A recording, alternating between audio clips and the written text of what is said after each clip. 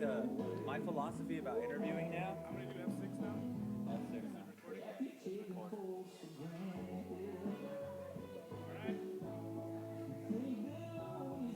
So just, Yeah, so I do a lot of that. yeah. My interview style is just to get to know the person because we've lost touch of being able to have a conversation with people anymore. Yeah, I mean, Conversations all are based off of technology now, where it's just I don't even know if you're being really extravagant or like super like I don't know. Depending on the way that you're wording your speech on a phone, I can never know if you feel sad, or you feel just happy. your facial expressions and the eye contact. Yeah, so that's It's a big, totally lost. yeah, so that's one thing that I bring back on my show is if I have to have at least an hour conversation with you to get to know you. I'm not going to be able to get to know you in 5 minutes and 15 minutes. Questions that are like already pre-given to me. Yeah. I get to know you on a, hey, let's sit down and chat and let's let the wind breeze after that. That's great. So it's been a really big success. I've been doing pretty well. I'm recently just reached the 200 mark, so now I'm at 237 subscribers, and I've only been doing it for like a year now. So That's pretty good. Yeah, For so a year, that's pretty good. yeah, so it's a big jump to It's more than half the year you have people being at it. You know what I mean? all the time. Yeah. So, but it's been fun, Yeah. and it's a great learning experience as well because I've learned so much from so many different people, and it's just because just having that conversation, Just like. because you had a voice and an idea, had a lot of other people communicate with you what they think Yeah, exactly. and see the importance of it. So I've had a lot of fun with it, and it's actually helped me grow a lot as well. As like, that's why I was really surprised that Nico asked me to do the interview because I'm like, thank you, I appreciate that because I try to pride myself being better at my interview skills now. Try to pride myself better at making sure that I interact with my audience and with my interview with the person I'm Right. interviewing with. Yeah, it's definitely a different dynamic. One person versus a crowd. You know what I mean? Yeah, and even It's though like we're a performance, and then it's a little bit, it's more intimate. even though we're broadcasting to hundreds, millions probably, the possibilities of YouTube is endless because Yeah. you could get an audience members from anywhere. And it's an equalizer as far as some celebrity or someone else, right? Yeah. Well, hello everybody. We are here at the Blue Grasshopper. Give it up. Can I get a hand? What's up? Give it up for the Blue Grasshopper, right? Make sure to tip your bartenders, grab some food, all that good stuff, because, we're going to have a good and awesome night tonight. We actually have a comedy show planned tonight. We have a comedy show about to start up in about 15 to 20 minutes. But before we start, I wanted to go ahead and introduce someone special, and we're actually going to have an interview with this lady, Alexis Johnson. You want to go ahead and introduce yourself? Well, I kind of already did, but more of what you are here doing and who you are and what you represent. You want to go ahead and do that? Sure. So I'm Alexis Johnson, and I just came in from Santa Fe. I had to come out of my bubble and, take a little breather, come out and have some fun. And I'm running for U.S. Congress here in the District 3, and it's important for me to come out and get the voices of everyone here, Just, if you feel strongly about an issue, you have a voice too. It's not just about the players above us. It starts with one person. So that's kind of what I'm out here. I'm out here to support my buddy Nico. We went to school together, who's hosting this comedy show. And just to come out and, hang out with you guys, relax and whatnot, and, Thank you so much for coming No, out and thank joining you. us. It's actually a really big, really nice to see you here. And we're also just wanted to ask you a few questions on what is comedy to you? Like, you coming out to a comedy show to hear a bunch of local comedians tell jokes. Like, how do you feel this environment is suited for? I mean, you say you come from Santa Fe and stuff. Yeah. Like, this is is a different environment the way that stuff is run here? Definitely a different environment. And it's funny that he asked me to come down because, I'm about the most serious person out there. So, it's nice to come out and just relax, have a good time. There's a lot of major issues going on that I have to be involved with on a daily basis. And it's nice just to come up from things and take a breather. And, what's important? What's important is to interact with other people, And we were just having this conversation about talking on social media. It's so addicting, just being on social media and a whole world on there and not looking someone in the eyes and not just coming out and just seeing what people are about, you know? So it's good. It's good. Yeah, exactly. That whole losing touch with communication isn't really there anymore. So it's really glad to have that. You actually running for Congress, what changes in New Mexico do you think need to be made and why?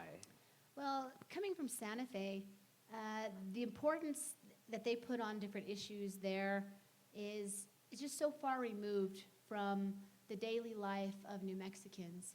And basically, I'm there to be a voice for the unheard New Mexican. And so, you know, I see there in Santa Fe, a lot of people are on a different wavelength. And it's disheartening. And so I'm just trying to be a voice for people out there that want to express themselves, that want to talk about real issues. And so that's kind of where I'm coming from. I appreciate that. What are some of these issues that you feel need to be addressed? Well, you know, and again, this is a little serious note, so I'm glad you guys are going to take it to a happy set. But, you know, paper straws and paper bags and climate change, that's important. But we have also a crisis going on, you know, our opioid epidemic, our drugs, our crime. And these are things that, you know, sometimes I don't feel like the elected officials are putting enough care into.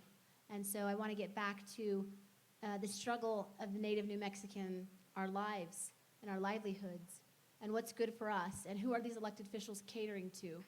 So those are questions that I think everybody should ask and just get more involved in your future. That's good, because it's always about wondering if that lone voter is really going to vote. You know, there's always that average American or the average New Mexican that really doesn't know exactly what's going on, but yet they still go and try to do a purpose in voting and finding out with those little things with as little of as detail as you can, just like a little brief summary, like what are some main reasons why they should cast those votes for you or being able to do stuff like that?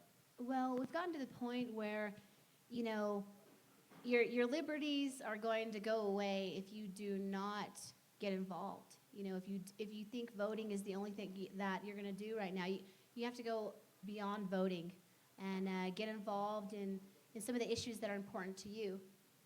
For instance, I don't know if anybody in here is interested in gun rights, but that's one issue that's coming up here in January that you could potentially lose your right to have a firearm here in New Mexico with some legislation that's coming up.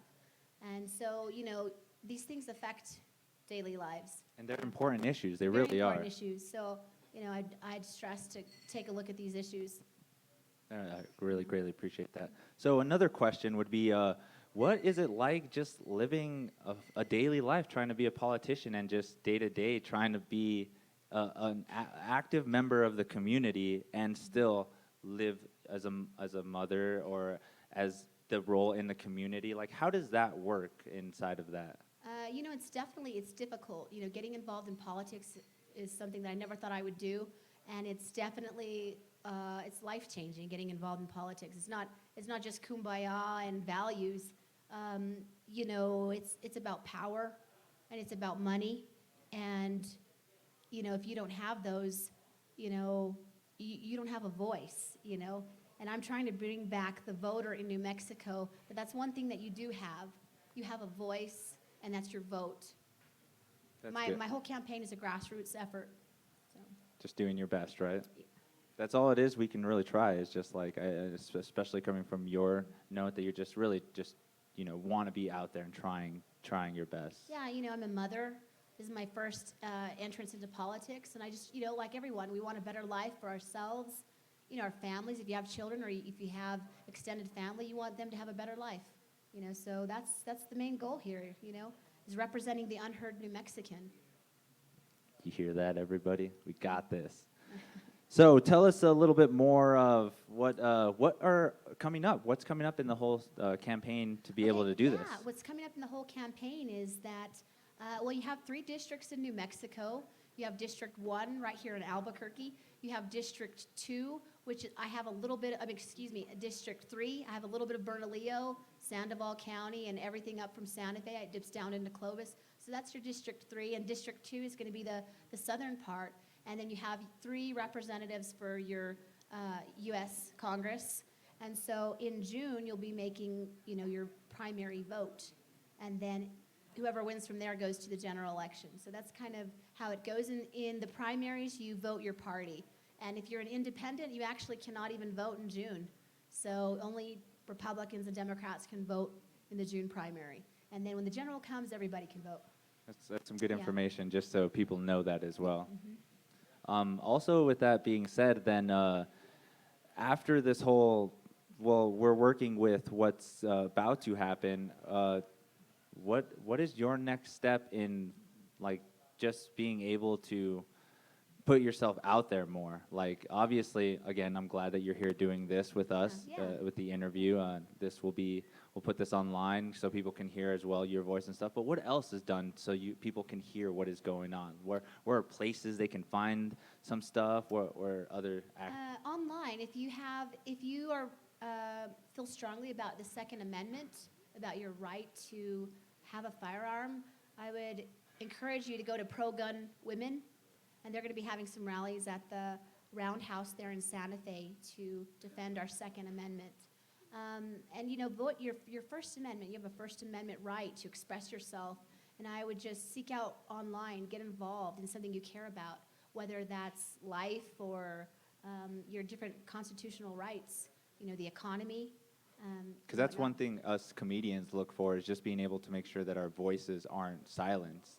Because, again, if coming from a comedian side, we joke about everything. Right. Everything. So being told not to do that kind of is something that we don't want happening. So can you elaborate a little bit of, like, silencing people or Yeah, making I them mean- not feel like they are heard? Well, yeah, coming from Santa Fe, I get a lot of that. Yes, sir. Well, thanks again. Alexis, thank you for joining. Yeah, It was really thanks. fun. Thanks for having me. And if you have any questions, Alexis Johnson, NM, I'd appreciate your voice out there. Give me a holler if you have issues or concerns, and I'll take that with me. Thank you. Thank you.